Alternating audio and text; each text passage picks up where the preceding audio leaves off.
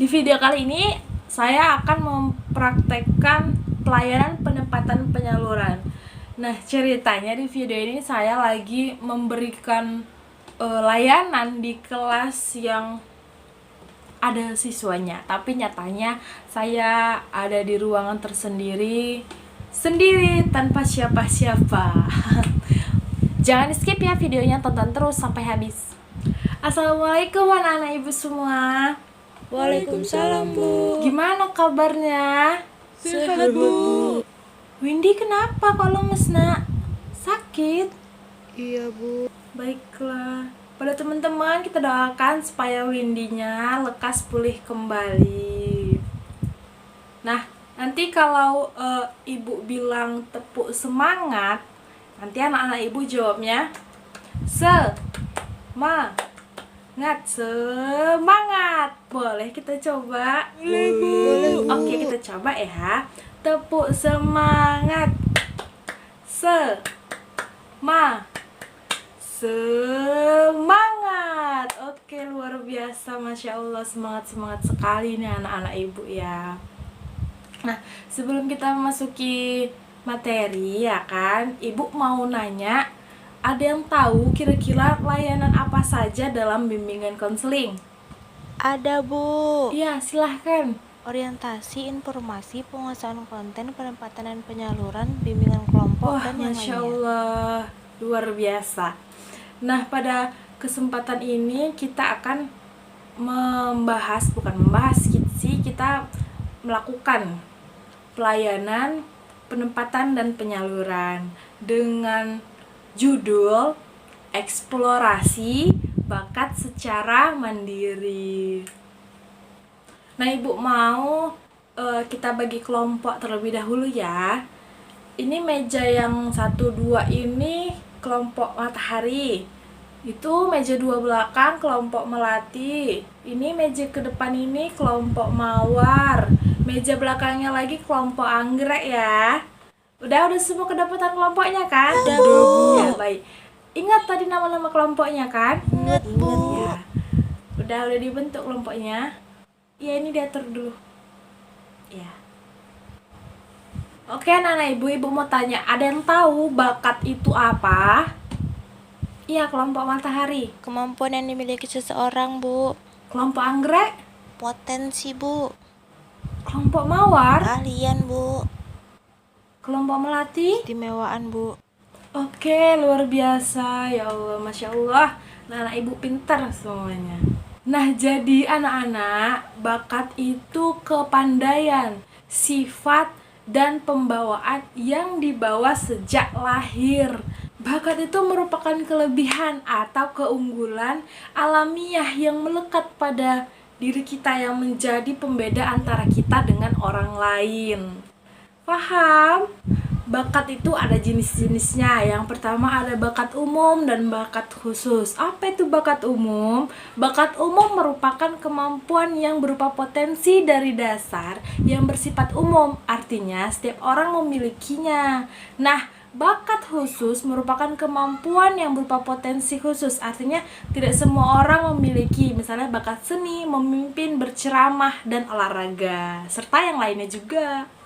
Nah, anak-anak ibu, untuk mengaktualkan energi potensial itu dibutuhkan pembangkit, pengelolaan atau pendeknya biasa disebut proses aktualisasi. Proses aktualisasi seperti apa yang bisa kita lakukan? Aktualisasi apa saja yang bisa kita lakukan? Yang pertama, hasrat sejati. Di sini yang perlu kita lakukan adalah menemukan keinginan-keinginan yang selalu mendorong kita untuk meraihnya atau melakukannya. Nah, supaya hasrat sejati itu teratur dan tersalurkan, contohnya merumuskan dan memperjuangkan tujuan hidup yang sudah kita buat berdasarkan kemampuan kita hari ini. Yang kedua, yaitu dengan pembuktian diri. Membuktikan diri artinya kita memunculkan ide, gagasan, atau keinginan, lalu kita memperjuangkannya sampai berhasil. Agar kita tidak terlalu sering gagal, pilihlah yang kira-kira bisa kita lakukan dengan kapasitas yang kita miliki hari ini. Semakin banyak yang bisa kita realisasikan, semakin tahu di mana sebetulnya keunggulan dan kelemahan kita. Yang ketiga, perbandingan positif. Ini juga bisa kita lakukan. Tekniknya, kita dapat membuat perbandingan antara kita dengan orang lain. Orang lain itu bagaikan cermin buat kita. Mengetahui di mana keunggulan dan kelemahannya, biasanya akan menunjukkan di mana keunggulan dan kelemahan kita. Teknik melihat dan melakukan sesuatu dengan orang lain, inilah yang pernah dilakukan Bruce Lee. Cuman ada satu yang perlu dicatat. Model perbandingan yang kita butuhkan adalah perbandingan yang positif. Maksudnya, kita membandingkan diri kita dengan orang lain bukan untuk tujuan yang macam-macam, tetapi murni untuk memperbaiki diri sendiri.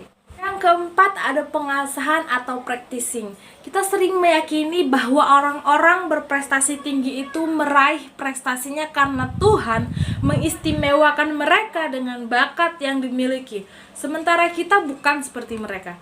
Ternyata bukan karena bakat semata yang membuat mereka berhasil. Memang benar, meraih prestasi tinggi karena punya bakat, adanya peluang, adanya dukungan, dan ada pelatih.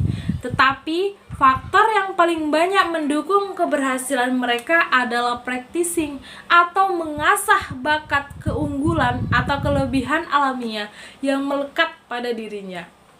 Bak pisau semakin diasah semakin tajam.